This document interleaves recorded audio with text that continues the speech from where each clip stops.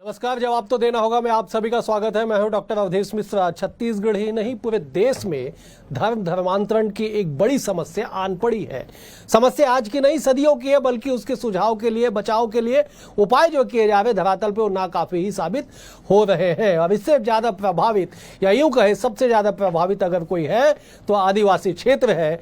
और वहां न केवल धर्मांतरण बल्कि पिछले 40 सालों से डीलिस्टिंग को लेके भी लगातार चर्चाएं चल रही है। अब तक कोई ठोस समाधान धरातल पर नहीं निकल पाया। इसी बीच कांग्रेस के वरिष्ठ नेता, पूर्व केंद्रीय मंत्री और आदिवासी चेहरे, बड़े चेहरे के रूप में अरविंद नेताम संघ के कार्यालय जाते हैं और वहां पे अपने संबोधन में वो धर्मांतरण और डीलिस्टिंग जैसे विषय पे आरएसएस की मदद मांगते हैं। कहते हैं कि अगर आरएसएस अगर सहयोग करे या हस्तक्षेप करे तो इन मामलों में समाज से, इन समस्याओं से समाज को मुक्ति मिल सकती है। लेकिन सियासत जो है वो इस पे गरमाई हुई है। क्या है पूरा मामला और क्यों इस पे इतनी सियासत हो रही है, आज इन्हीं तमाम विषयों पे चर्चा करेंगे। लेकिन उससे पहले देख लीजिए ये खास रिपोर्ट। छत्तीसगढ़ में आदिवासियों की पीड़ा आखिर क्या है? संस्कृति और परंपरा कहां खतरे में है? किस बात को लेकर आदिवासी नेता अरविंद नेताम आरएसएस से मदद मांग रहे हैं और क्यों एक बार फिर डीलिस्टिंग को लेकर चर्चाएं होती? कुछ आंकड़ों पर नजर डालिए। पिछले 6-7 साल में धर्मांतरण के 25 से ज्यादा मामले सामने आए, सैकड़ों आरोप लगे। बस्तर, सरगुजा के अलावा भी शहरी क्षेत्रों में भी धर्मांतरण की शिकायतें बढ़ी। धर्मांतरण करने विदेशी फंडिंग का भी सहारा लेने पर लगे कई आरोप। आंकड़े सामने आए कि एनजीओ को होने वाली विदेशी फंडिंग में लगातार वृद्धि हुई। एनजीओ को 2019-20 में 48 करोड़, 2020-21 में 52 करोड़, 2021-22 में 71 करोड़ विदेशी फंड मिले। जांच के बाद 364 में से 84 एनजीओ को मिलने वाले विदेशी फंड को केंद्रीय स्तर पर भी रोका गया। छत्तीसगढ़ में एक बार फिर से डीलिस्टिंग को लेकर चर्चाएं हुई तेज। कई जनजातीय संगठनों ने की डीलिस्टिंग कानून की बात। पहले कांग्रेस नेता रहे, केंद्रीय मंत्री रहे आदिवासी नेता अरविंद नेताम इसी बयान से सियासी गलियारों में खलबली मचा चुके हैं। अरविंद नेताम ने आरएसएस मुख्यालय नागपुर में छत्तीसगढ़ के धर्मांतरण मसले को लेकर चिंता तो जाहिर की, साथ ही साथ संघ से डीलिस्टिंग की मांग को लेकर सहयोग की गुहार भी लगा दी। इसी कार्यक्रम में नेताम ने कहा कि राजनीतिक दल सिर्फ एक दूसरे पर दोषारोपण कर रहे हैं। बड़ी समस्या जो मैं महसूस कर रहा हूँ धर्मांतरण का, इस समस्या को गंभीरता से किसी भी सरकार ने नहीं लिया है। कोई ठोस जो काम इस दिशा में होना चाहिए नहीं हो रहा है। तो मैं बहुत सोच विचार के सोचा कि इस काम के लिए संघ ही ऐसी संस्था है जो इसमें हमको मदद कर सकती है, कुछ रास्ता दिखा सकती है। पर गंभीरता विषय की देखते हुए संघ को और अपनी स्पीड को, रफ्तार को तेज करने का मेरा अनुरोध है। इधर छत्तीसगढ़ में बीजेपी कांग्रेस भी धर्मांतरण के मुद्दे पर आमने सामने है। सियासत होने के एक एंगल ये भी है कि अरविंद नेताम पहले कांग्रेस के नेता रह चुके हैं, इसलिए कांग्रेस अब अरविंद नेताम की आरएसएस के संपर्क में मान रही है। पीसीसी चीफ दीपक बैज ने अपने बयान के जरिए आरएसएस को आदिवासी विरोधी भी बताया। इधर बीजेपी कांग्रेस पर निशाना साधने के साथ अरविंद नेताम के समर्थन में जुट गई है। जिस तरह से अरविंद नेताम जी हमेशा इससे पहले आदिवासियों की बात करते थे, लेकिन मुझे लगता है कि आरएसएस के संपर्क में आने के बाद उनकी बोली और भाषा बदल गई। आरएसएस कभी भी आदिवासियों के शुभचिंतक नहीं हो सकते। धर्मांतरण को रोकना है इस सरकार का काम है। धर्मांतरण रोकना है, वहां के आदिवासियों को जागरूक करने की आवश्यकता है, समाज को जागरूक करने की आवश्यकता है। कि अरविंद नेताम जी बस्तर में आरएसएस को आने के लिए निमंत्रण देने गए थे, इसको बस्तर के आदिवासी कभी स्वीकार नहीं करेंगे। अवैध धर्मांतरण पूरी तरीके से रुकना चाहिए और उसके लिए से लगातार हर वर्ग का सहयोग हो। माननीय अरविंद नेताम हमारे आदिवासी समाज के वरिष्ठ नेता हैं, हमारे विधायक रहे, सांसद रहे, केंद्र में मंत्री रहे, समाज के संरक्षक रहे, विभिन्न दायित्वों का निर्वहन कर रहे हैं। और यदि वो कह रहे हैं तो निश्चित तौर पे उनकी बातों में दम भी है और गहराई भी है। कांग्रेस या दीपक बैज को क्यों पसंद आएगा? दीपक बैज तो जो है चर्च खुलवाने में पूरे 5 साल निकाल दिए, लगातार अवैध धर्मांतरण को संरक्षण दिए, और जो लोग चलते जिनको कार्रवाई करनी थी उस समय पे ये मुंह में लड्डू डाल करके बैठे थे। कुल मिलाकर आदिवासियों और धर्मांतरण को लेकर खूब सियासत हो रही है। पहले से आरएसएस का अरविंद नेताम को न्योता सियासी अखाड़े में मुद्दा रहा, अब उनका संबोधन वार पलटवार का जरिया बन गया है। इधर सरकार भी धर्मांतरण के खिलाफ सख्त कानून का खाका खींच रही है, लेकिन सवाल तो ये है कि आखिर भोले भाले लोगों को मोजाल में फंसाकर धर्मांतरण का खेल कब खत्म होगा। Bureau report, BSTV Chhattisgarh. इस रिपोर्ट को देख के आप समझ गए होंगे कि क्यों आखिरकार धर्मांतरण के विषय पे सियासत पुरजोर हो रही है। मामला डीलिस्टिंग का भी, आज इसी विषय पे चर्चा करते हैं।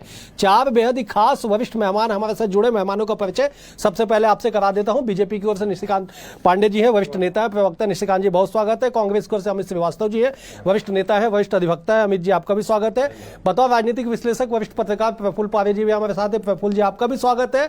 और बड़े खास मेहमान हमारे साथ विक्रांत सिंह कुमरे जी हैं, आप अधिवक्ता है, ट्राइबल एक्टिविस्ट है और पूर्व विधिक सलाहकार राजभवन में जनजाति प्रकोष्ठ के भी आप रह चुके हैं, राजभवन मध्य प्रदेश में। विक्रांत जी आपका भी बहुत बहुत स्वागत है। विक्रांत जी मैं चर्चा की शुरुआत आपसे ही करता हूं क्योंकि आप ट्राइबल एक्टिविस्ट हैं, सालों साल से आप इस लड़ाई को लड़ रहे हैं। जब साहब समझाइए कि धर्मांतरण और डीलिस्टिंग ये 2 ऐसे गंभीर विषय हैं जो जनजाति समाज को संविधान में दिए हुए अधिकारों के संरक्षण के 70 साल बाद भी समाज को अगर पूर्ण रूपेण उनका अधिकार नहीं मिल पा रहा है तो ये संघर्ष कब तक जारी रहेगा। और अब चूंकि आरएसएस की मदद मांगी जा रही है तो क्या आपको लगता है धरातल पे क्या संभव हो पाएगा? विक्रांत जी। जी बहुत बहुत धन्यवाद एडिटर साहब। आपने पूछा है कि क्या ये धरातल पे संभव हो पाएगा? बिल्कुल हो पाएगा। जनजाति समाज इस वर्ष और बीते वर्ष से आप देखेंगे कि बहुत तेजी आई है इस विषय पर, इस डिमांड को लेके, है ना। और सीधी सी डिमांड है कि जैसा आर्टिकल 341 में शेड्यूल कास्ट के लिए प्रावधान है कि जो धर्मांतरित हो जाते हैं, माने कि जो बौद्ध, सिख या हिंदू धर्म के अलावा किसी और धर्म में चले जाते हैं, तो उनको शेड्यूल कास्ट का फायदा नहीं मिलेगा। ये आर्टिकल 342 में भी यही सिमिलर डिमांड बाबा कार्तिक देव उरांव जी ने बहुत पहले रखी थी, नहीं हो पाया। 2006 से लगातार लड़ाई जो है जनजाति सुरक्षा मंच ने जारी रखी है। जनजाति सुरक्षा मंच एक मंच दे रहा है भारत के सारे मूल जनजातियों को, जो असली जनजाति हैं, जिन्होंने भारत की संस्कृति को अभी तक बचा के रखा है ना। तो उनके हक अधिकार जो धर्मांतरित व्यक्ति उठा के जा रहे हैं, जो इनके लिए विशिष्ट प्रावधान जो संविधान में किए गए हैं, उसको रोकने के हेतु ये लोग जो पूरी लड़ाई लड़ रहे हैं, उसके लिए एक मंच प्रदान करता है जनजाति सुरक्षा मंच। और मुझे पूर्ण विश्वास है कि जिस तरह से चल रहा है, जिस तरह का इम्प्रॉम्प्टू जो जनता सामने आई है, सड़कों पे आई है पिछले वर्ष, उसके भी बीते वर्ष कई राज्यों में बहुत बड़ी बड़ी रैलियां निकली हैं इस चीज़ की डिमांड को लेके। तो मुझे आशा करता हूं कि बहुत जल्द से जल्द जो है सफलता प्राप्त होगी। बिल्कुल आपने सही कहा। मैं प्रफुल्ल जी का रुख करता। प्रफुल्ल जी, दरअसल 24 नवंबर 1970 वो तारीख है जिस बाबा कार्तिक उरांव का जिक्र विक्रांत जी कर रहे थे। उन्होंने संसद में कहा था, उन्होंने आंकड़े भी पेश किए थे कि साहब उनके अनुसार कुल 6 ईसाई सांसद थे और उनमें से 2 मंत्री थे, जबकि दुर्भाग्य देखिए 32 एसटी समुदाय से सांसद थे और मंत्रिमंडल में 0 स्थान था उनका। वो लड़ाई आज भी जारी है, धर्मांतरण की आड़ में हो, डीलिस्टिंग की आड़ में है, जिस संविधान में 342 का जिक्र किया जा रहा है कि साहब आप 41 के तहत 42 में दे दीजिए, कर दीजिए संविधान संशोधन। आखिरकार इतने सालों बाद भी धरातल पे लागू क्यों नहीं हो पा रहा? प्रफुल्ल जी। अवधेश जी, इस मसले पर जो सर्वाधिक संघर्ष और लड़ाई अगर किसी ने की है तो वो सांसद उरांव साहब है, इसमें कहीं कोई दो राय नहीं है। बिल्कुल। और उन्होंने उस वक्त के तमाम सांसदों को इस विषय पर समझाया, उन्हें कन्विंस किया, उनके हस्ताक्षर तक लिए। और ये दुर्भाग्य कहें या क्या कहें कि वो लोकसभा भंग हो गई, इसलिए ये लगभग ये बिल जो है ये उस वक्त अगर पास हो जाता तो हो जाता। उसके बाद ये जो टला तो ये आज तक जो टलता ही जा रहा है। देखिए संविधान में एक बड़ी विचित्र सी बात है कि जो अनुच्छेद 341 जो अनुसूचित जाति के लिए है उसमें बहुत स्पष्ट लिखा हुआ है कि ऐसी जातियां, मतलब उसका आधार आरक्षण का उसमें गरीबी नहीं है ना, विपन्नता नहीं है, ऐसा कुछ नहीं है। उसका सीधा आधार है कि ये जो जातियां हैं इनका समाज में शोषण हुआ है, इसलिए इनके उत्थान के लिए इनको हम आरक्षण देंगे। लेकिन ये हिंदू समाज की जातियां हैं, ये हिंदू लोग हैं, अगर ये कन्वर्ट होकर के सिख बनते हैं, जैन होते हैं या बौद्ध होते हैं तो इनको आरक्षण मिलेगा। लेकिन अगर ये ईसाई या मुसलमान होते हैं तो इनका आरक्षण समाप्त होगा। तो ठीक यही क्लास आप अनुच्छेद 342 में भी ला सकते थे, लेकिन उसको उलझा कर रखा। क्यों रखा, उस पर बहस आज तक चल रही है। तो इसका अभी जो स्थिति क्या है कि एक आदिवासी धर्म बदलता है लेकिन वो आदिवासी ही रहता है। तो जब वो धर्म बदल लिया, उसकी आस्था बदल गई, उसकी परंपरा बदल गई, उसके रहने सोचने सब कुछ ढंग बदल गया उसका, उसकी पूजा पद्धति चर्च तक सीमित हो गई, मुसलमान हो गया तो उसकी पूजा पद्धति मस्जिद तक सीमित रह गई। तो फिर वो पेड़ को पूजने वाला, जल को पूजने वाला, जंगल के लिए मरने मिटने वाला, वो परंपरा सब कहाँ बची थी। तो ऐसे में तो आपको उस आदिवासी की रक्षा तो करनी पड़ेगी ना जो जिसने अपना धर्म नहीं बदला। बिल्कुल। तो आप कैसे करेंगे? लोकतंत्र में आपके पास कानून ही तो है ना जिससे आप उसकी रक्षा कर सकते हैं। चलिए मैं अमित जी का रुख करता हूँ। आज बड़ा इत्तेफाक है कि दो विधि विशेषज्ञ हमारे पैनल में मौजूद है। अमित जी खुद सुप्रीम कोर्ट के लॉयर हैं। अमित जी जरा समझाइएगा साहब, और जरा राजनीतिक पहलू को भी समझाइएगा कि अब बड़े आदिवासी चेहरे के रूप में देश भर में जाने जाने वाले अरविंद नेताम, जो पूर्व में कांग्रेस के कद्दावर नेता रह चुके हैं, उन्होंने संघ को हस्तक्षेप करने के लिए कहा है, मदद मांगी है। क्या आपको लगता है कि संघ के हस्तक्षेप के बाद, मदद के बाद, जिस ज्वलंत समस्या से समाज ग्रसित है, जिस मुद्दे पे समाज उद्वेलित है, वो मुद्दा शांत हो जाएगा? अमित जी देखिए, निश्चित तौर पे अगर हम, जैसे प्रफुल्ल भैया ने कहा कि बहुत सी चर्चाएं जो कई सालों से बहुत सारे रीजनों से रुकी हुई हैं, अगर वो चर्चाएं हो जाएं तो ये सब चीजें ही ना हो। मैं आपके माध्यम से कहना चाहता हूं कि बहुत सारी चीजें और बहुत सारे प्रश्न अभी आपने जो किए, मैं सिलेवार जवाब देता हूं। पहली बात कि निश्चित तौर पे आदिवासी वर्ग के लिए हमेशा लड़ाई लड़ने वाले, संघर्ष करने वाले हमारे बड़े भाई अरविंद नेताम जी, निश्चित तौर पे हम जब विद्या भैया के यहाँ रहते थे तो हम उनके साथ, हमको बैठने का अवसर प्राप्त हुआ था उनके साथ, शिव भैया के साथ, और प्रीति तो हमारे साथ यूथ कांग्रेस में थी। तो निश्चित तौर पे उस परिवार को मैं बहुत करीब से मेरा जानना भी है। और मैं एक चीज आपके माध्यम से कहना चाहता हूं अवधेश जी कि निश्चित तौर पे 5-5 बार सांसद रहना, उसके बाद बस्तर से आना, कांकेर से सांसद होना, केंद्रीय मंत्री होना, नरसिम्हा राव जी की गवर्नमेंट में, आपको ध्यान होगा प्रफुल्ल भैया, निश्चित तौर पे एक समझ जो होना चाहिए निश्चित तौर पे अरविंद भैया में बहुत ज्यादा है। और हम लोग जितने साल के नहीं उससे ज्यादा उनका राजनीतिक जीवन है, उनका राजनीतिक अनुभव है। लेकिन आपने देखा होगा कि एंड चुनाव के पूर्व उन्होंने अपनी एक नई पार्टी बना ली थी, हमार छत्तीसगढ़। जी बिल्कुल। तो हाँ, तो उन्होंने अपनी एक अलग पार्टी बना ली थी और निश्चित तौर पे वो चुनाव भी उन्होंने लड़ा था।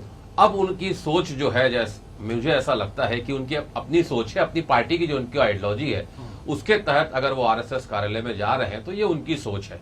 लेकिन अगर वो उनको कुछ चाहिए, जिस प्रकार से अभी आपने कहा, तो मुझे लगता है सबसे पहले जो खास करके धर्मांतरण को लेके हमारे देश में कोई स्पष्ट कानून नहीं है, कि हमारे संविधान में धर्मांतरण को लेके कोई स्पष्ट अनुच्छेद नहीं है। और अगर आप देखेंगे कि अनुच्छेद 25 से 28 के बीच धार्मिक स्वतंत्रता जिक्र जरूर है, उसी प्रकार से जैसे फ्रीडम ऑफ रिलीजन एक्ट 1967 अगर आप देखेंगे अवधेश जी, उड़ीसा गवर्नमेंट ने सबसे पहले 67 में लाया था। तो कहीं ना कहीं सबसे पहले अरविंद भैया को मैं यही कहना चाहता हूं कि आप ऐसा कोई कानून, अगर आप है केंद्र सरकार के संपर्क में, तो ऐसा कोई कानून लाइए कि लोग धर्मांतरण ना कर पाए। ठीक है। जब निशिकांत जी जब समझाइएगा दर्शकों को कि संघ का कोई संवैधानिक दर्जा नहीं है, जो राज्य हित का सवाल है, जो संघ हित का सवाल है, मतलब राज्य और केंद्र शासित प्रदेशों का सवाल है, केंद्र की विषय सूची है, उसमें संघ कैसे हस्तक्षेप करेगा? और जो राजनीतिक तौर पे उम्मीद की जा रही है, क्या धरातल पे संभव है? वही सवाल है मेरा निशिकांत जी। अवधेश जी, आपको प्रबुद्ध पैनलिस्ट को संध्या जोहार। आपने बहुत अच्छा विषय आज रखा है डिबेट के लिए। जिस प्रकार से आपने प्रश्न किया कि क्या संघ महत्वपूर्ण भूमिका निभा सकता है, देखिए वास्तव में संघ महत्वपूर्ण भूमिका निभा सकता है और निभाते आया है। वनवासी सेवा आश्रम के माध्यम से सुदूर वनांचल में संघ के प्रयास ऐसे हैं जिसके परिणाम संतोषजनक हैं, लेकिन और प्रयास करने की आवश्यकता है। और वास्तव में अवधेश जी, ये कोई राजनीतिक विषय हमारे लिए तो कतई नहीं है, ये सामाजिक विषय है। और सभी समाज प्रमुख, आपके माध्यम से प्रदेश की जनता से, सभी समाज प्रमुख से एक आग्रह भी करता हूँ कि हर कोई को इस पे एक इनिशिएटिव लेना चाहिए, क्योंकि ये जो संस्कृति को नष्ट करने का प्रयास है, एक कुचक्र जो है वो भारतीय सनातन संस्कृति को समाप्त करने की दिशा में और एक डेमोग्राफी चेंज करने की दिशा में एक कुचक्र है ये। और ये आज से नहीं चल रहा, कई दशकों से चल रहा, लेकिन इसके लिए हम बहुत गंभीर हैं। प्रदेश की हमारी सरकार गंभीर है। जिस प्रकार से एनजीओ को बैन किया गया, जिस प्रकार से फॉरेन फंडिंग को रोका जा रहा है, तो और कोई चीजें हैं इसमें। लेकिन एक महत्वपूर्ण विषय आता है कि जो लाल आतंक के बीच में ये ट्राइबल हैं हमारे सुदूर वनांचल में, तो जो इस लाल आतंक के कारण कई जगह पे ऐसा था अवधेश जी, जिसको स्वीकारते हुए मुझे कहीं कोई खेद नहीं है कि वहां पे विकास नहीं पहुंच पाया। विकास के माध्यम से विश्वास अर्जित करके शिक्षा और स्वास्थ्य की पहुंच करना भी एक महत्वपूर्ण विषय है। इस दिशा में हम लगातार प्रयास कर रहे हैं और वास्तव में संघ का इसमें बहुत महत्वपूर्ण रोल हो सकता है। और जिस प्रकार से अमित जी ने कहा कि आदरणीय नेताम जी काफी वरिष्ठ हैं, वास्तव में उतनी उम्र हमारी नहीं जितना उनके पास अनुभव है, तो उन्होंने कुछ सोच के ये विषय रखा है। इस पे इस संघर्ष में हम सभी सहभागी बने, ऐसा अनुरोध सब। चलिए, मैं जरा विक्रांत जी का रुख करता हूँ। विक्रांत जी, जरा एक बात समझाइएगा दर्शकों को कि डीलिस्टिंग को लेके कई भ्रम फैलाने की कोशिशें की जा रही है। कुछ पॉइंटर्स हैं मेरे पास, मैं पढ़ देता हूं संक्षेप में, आप जब डिकोड करिएगा कि कहा जा रहा है कि साहब कि डीलिस्टिंग के बाद जनसंख्या का अनुपात घटेगा एसटी का, और आरक्षण भी घट जाएगा, लोकसभा विधानसभा में प्रतिनिधित्व घट जाएगा। डीलिस्टिंग जो पूरी तरह से राजनीतिक मामला है, और सबसे बड़ी बात यह कि मतांतर जनजाति के साथ साथ हिंदू उरांव भी प्रभावित होंगे। जरा इस पे बताइएगा। और सबसे बड़ी बात जो कही जाती है कि समाज में आपसी जो फूट पड़ेगा डीलिस्टिंग के बाद, उससे कैसे रोका जाएगा, कैसे बचा जाएगा? विक्रांत जी। बिल्कुल डॉक्टर साहब, मैं एक तो पहले तो मैं श्री अमित जी ने एक बात बोली कि इस तरह का कानून लाया जाए कि जिससे कि धर्मांतरण न हो। हाँ, रुके, देखिए धर्मांतरण का अधिकार, मेरा मतलब है कि फ्रीडम ऑफ रिलीजन एक मौलिक अधिकार है, ये गिवन फैक्ट है सुप्रीम कोर्ट में, कॉन्स्टिट्यूशन में। दिस इज वन थिंग, कई जगहों पे अपहेल्ड भी हुआ है, परंतु फोर्स्ड मतलब कि आपके कंसेंट, आपके फ्री विल के खिलाफ अगर कोई धर्मांतरण होता है, तो इसमें माननीय सुप्रीम कोर्ट के कई ऐसे जजमेंट्स हैं। हाल ही का 2022 का जजमेंट है, आप हमारे अधिवक्ता जी श्रीवास्तव साहब जानते होंगे कि union of India versus Ashwini Upadhyay ji का एक जजमेंट है, जिसमें कि सुप्रीम कोर्ट ने एक्सेप्ट किया है कि भाई force conversion without any free will conversion जो है, it is a threat to internal security. जैसे कि हमारे निशिकांत पांडे जी ने बताया कि जो रेड कॉरिडोर्स हैं, जिन रेड पैकेट्स में जो हमारे जनजाति लोग निवासरत हैं, मतलब अब वो रेड पैकेट अब हो गया है, परंतु वो that is actually creating a threat. वहाँ पे भी ज़बरदस्त धर्मांतरण हो रहा है, उनकी वजह से हो रहा होगा या जिस भी वजह से हो रहा होगा, परंतु हो रहा है, और इसकी वजह से एक इंटरनल सेपरेटिज्म की भावना बढ़ रही है, भारत की भारतीयता जा रही है। एंड ये चीज़ मैं रखना चाहूँगा कि भारत की संस्कृति, भारत के मूल जड़ अरण्यक संस्कृति में बसते हैं, जहाँ पे हमारे जनजाति निवास करते आए हैं प्राचीन काल से, है ना। उसको से बचाना का दायित्व जो है वो हम लोगों का होना चाहिए। संविधान में इस तरह के प्रावधान आने चाहिए कि संस्कृति कहीं खतरे में ना पड़ जाए, नहीं तो भारत का मूल जो है वो खतरे में जाएगा। एक चीज़। दूसरी चीज़, आपने कहा कि इफेक्ट क्या होगा अगर धर्मांतरण हो जाता है, तो कुछ रिजर्वेशन में इशू हो जाएगा, सीटों में कुछ घटना बढ़ना हो जाएगा। ऐसा नहीं होगा, ऐसा मेरी समझ से तो नहीं होगा, क्योंकि इन सारी सीट्स का फर्ज करिए कि 10 सीटें जो हैं जनजातियों के लिए रिजर्व्ड हैं, कि ये 10 सीटें जी जनजातियों के लिए जाती हैं, पर आज नॉर्थ ईस्ट में उस 10 में से 8 सीटें या 9 सीटें या कई बार 10 की 10 सीटें जो है धर्मांतरित जनजाति उसका फायदा उठाते हैं, चाहे वो IAS IPS हो, चाहे वो प्रोफेसर्स हों, चाहे वो डॉक्टर्स हों, चाहे IITs हों, चाहे लॉ स्कूल्स हों, या चाहे वो विधानसभाएं हों, है ना।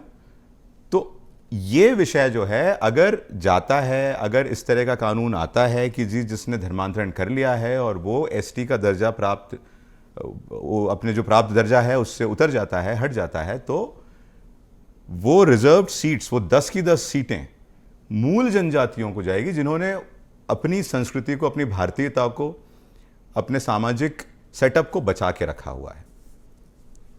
जी मैं लौटूंगा आपके पास। मैं जब प्रफुल्ल जी का रुख करता, प्रफुल्ल जी, ये तो हो गया कि संविधान की बातें, कानून की बातें, क्या कुछ होना चाहिए, लेकिन साहब संघ की बातें मैं आपसे जानना चाहूंगा, क्योंकि आप संघ के बेहद करीब हैं। क्या संघ के हस्तक्षेप के बाद स्थितियां बदलेगी? क्योंकि वनवासी कल्याण आश्रम तो सालों साल से काम कर रही है जंगल में, वनों के भीतर, फिर भी ज्वलंत मुद्दा बना हुआ है धर्मांतरण। देखिए, संघ तो वर्षों से काम कर रहा है और जो वनवासी कल्याण आश्रम है वो तो छत्तीसगढ़ में ही है ना, उसका तो मुख्यालय भी जशपुर में है। तो वनवासी कल्याण आश्रम कर रहा है, ये काम सालों से कर रहा है और उसे कुछ सफलता भी मिलती है। लेकिन सवाल ये है कि समस्या और उसका निदान, ये दोनों ऊपर नीचे कभी जब होते होंगे, लेकिन संघ का इसमें बड़ा स्पष्ट जो मुझे नजर आता है कि एक व्यक्ति जो अरविंद नेताम है, जिनकी आयु भी लगभग 80 साल से ऊपर है, एक लंबा चौड़ा राजनीतिक जीवन है उनका अपना अनुभव है।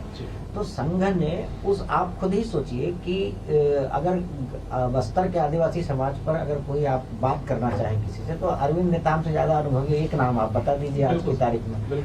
तो निश्चित रूप से उनका वो लोकसभा में गए हैं, वहाँ का उन्होंने प्रतिनिधित्व किया है, मंत्री रहे हैं, एक समय वो इंदिरा जी के भी करीब थे, विद्याचरण शुक्ल जी थे, तो वो बस्तर का प्रतिनिधित्व करते थे लोकसभा में, बस्तर के नाम से उनको जाना जाता था। तो उनका अगर अपना कोई अनुभव है और उससे संघ लाभ उठाना चाहता है या जानकारी हासिल करना चाहता है या उनका सहयोग चाहता है, तो संघ की ये तो संघ का स्वभाव है। संघ बराबर अपने अंदर ही बदलाव करता है। संघ ऐसा कोई अमित जी, राजनीति से धर्मांतरण और डीलिस्टिंग कब समाप्त होगा?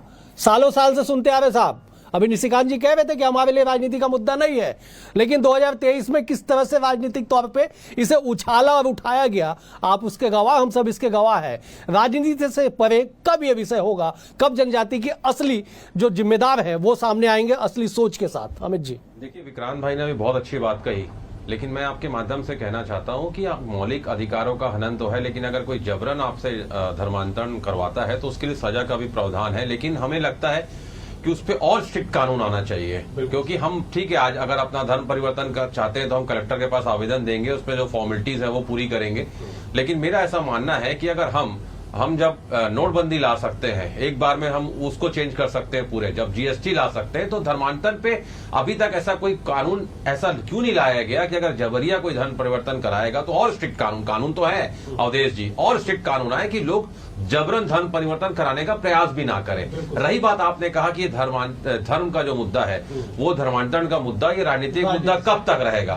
देखिए, जब तक आप भावनाओं से खेलने का प्रयास करेंगे और जनता अगर उसमें आएगी, उनके पेरिफेरी में आएगी, तो निश्चित तौर पे जो धर्म की राजनीति करते हैं या भावना का व्यापार करते हैं, उनके अगर पेरिफेरी में आएगी तो ये मुद्दा कभी खत्म नहीं होगा, ये राजनीतिक चलती रहेगी, कई लोगों के इसमें राजनीतिक दुकान चलेगी। मैं आपके माध्यम से एक ही चीज कहना चाहता हूं कि जल्द से जल्द इस पे कानून आना चाहिए, ताकि लोगों की, जैसे कहते हैं ना कि लोगों का अस्तित्व, हमारी संकट और परंपरा ये ना बदले, क्योंकि जल जंगल जमीन के असली हकदार जो हैं, अगर उनके ही डेमोग्राफी वहां पर बदल जाएगी तो फिर सब कुछ हमारे लिए बेकार है। बिल्कुल निशिकांत जी, डेमोग्राफी चेंज की बात आप कह रहे थे साहब मेरे हाथ में रिपोर्ट है एक 20 पन्ने की, 7 सिस्टर्स में 4 राज्यों की स्थिति है। इसमें त्रिपुरा की रिपोर्ट है, मिजोरम की रिपोर्ट है, अरुणाचल प्रदेश की रिपोर्ट है, मेघालय की रिपोर्ट है, बताती है किस तरह से डेमोग्राफी बदला गया। क्या हम चाहते हैं कि इस पन्ने के बाद छत्तीसगढ़ का नाम जुड़े डेमोग्राफी बदलने में? कब तक इस पे काम हो पाएगा राजनीति के अलावा निशिकांत जी? इसलिए मैं आपसे बड़े तीखे लहजे में पूछ रहा हूं, क्योंकि 15 साल बीजेपी की सरकार छत्तीसगढ़ में रही, पिछले 16 महीने से बीजेपी की सरकार है और 11 साल से केंद्र में लगातार एनडीए की सरकार है। निशिकांत जी, लेकिन अवधेश जी, जितना भी आपने लिस्ट में नाम बताया वो हमारे कालखंड का नहीं है। वो विषय यही होता है। देखिए, जिस प्रतिबद्धता के साथ भारतीय जनता पार्टी या संघ काम करता है, उस प्रतिबद्धता की आवश्यकता है। जन जागरूकता के साथ पे भी इसमें प्रयास करने की आवश्यकता है। लेकिन अभी जो बड़े भाई अमित जी कह रहे थे, देखिए, जंगल में मोर नाचा किसने देखा? वास्तविकता यही है, कानून तो अभी भी है, कानून तो हत्या पे भी है, बाकी अपराध पे भी है, लेकिन क्या चीजें रुक रही है? उसके लिए विषय ये आता है कि संकल्पित मन से जब वोट बैंक से हटा देंगे मामले को, और जब आपके नेता कहना शुरू करेंगे हाँ आदिवासी हिंदू है, मतलब खाली कांग्रेस के नेता? यस, क्योंकि कांग्रेस के ही नेता मानते हैं कि आदिवासी हिंदू नहीं है। बाकी हम लोग तो 100% मानते हैं जो जल जंगल जमीन का और प्रकृति के सेवक है, पूजक है, वो आदिवासी ही हैं। अगर आदिवासी नहीं है तो वो मुस्लिम के किस फिरके में आते हैं, कोई कांग्रेसी हमें नहीं बताता। विषय ये है कि डिवाइड एंड रूल करके आप देखिएगा, पुराने जो मंत्री थे इनके कवासी लखमा स्पष्ट तौर पर कहा कि आदिवासी हिंदू नहीं होते। कौन होता है? फिर आप कैसे इस बात को तय करते हैं? क्या मानक होता है आपका? तो आप ऐसे ही बढ़ावा देते हैं। दूसरी बात आपने कही कि निशिकांत जी राजनीति नहीं करने की बात कर रहे हैं, लेकिन 2023 में हुई, सुकमा जला, नारायणपुर जला, एसपी के सर फोड़े गए, और हम जब वहां संघर्ष कर रहे थे तो हम पे एफआईआर हुई, हमारे कार्यकर्ताओं और नेताओं को जेल में डाला गया 4-6 महीने। तो जो ये सिलेक्टिव पॉलिटिक्स से बाहर जब तक नहीं आएंगे, आप सपोर्ट नहीं करेंगे, संरक्षित और पोषित नहीं करेंगे, तभी जाके इससे बाहर आएंगे। मैं स्पष्टता से कह रहा हूँ, पुनः आपके माध्यम से, आपके महत्वपूर्ण चैनल के माध्यम से सभी समाज प्रमुख से निवेदन करता हूँ, इसमें अपनी महती भूमिका निभाइए, ये राष्ट्र हित के लिए है। ठीक है अमित जी, 10 सेकंड मुझे समाप्त करना। आप हाथ उठाए, 10 सेकंड। यही है कि जहां केवल 10 सेकंड। अरविंद नेताम जी हमारे बड़े भाई जा रहे हैं, वहां प्रचारक चाहिए, है ना? मैंने कहा ना कि वहां उनको प्रचारक चाहिए, विचारक नहीं चाहिए। ठीक है अमित जी, हम राजनीतिक हो रहे। ठीक है, चलिए, आप चारों मेहमानों का बेहद शुक्रिया। अमित जी आपका शुक्रिया, प्रफुल्ल जी आपका शुक्रिया, निशिकांत जी आपका शुक्रिया, विक्रांत जी आपका भी बहुत बहुत शुक्रिया। कुल मिला के इस बात को समझिए कि एक ऐसा विषय जिस पर जितनी चिंतन की जाए, जितना मंथन की जाए, वो कम ही साबित होगा तब तक जब तक ठोस कानून न बन जाए और उस कानून को इंप्लीमेंट करने के लिए, उस कानून को लागू करने के लिए एक बड़ी इच्छा शक्ति सरकारों के पास ना आ जाए। फिलहाल आज के लिए इतना ही। कल एक और विषय के साथ होगी मुलाकात। नमस्कार।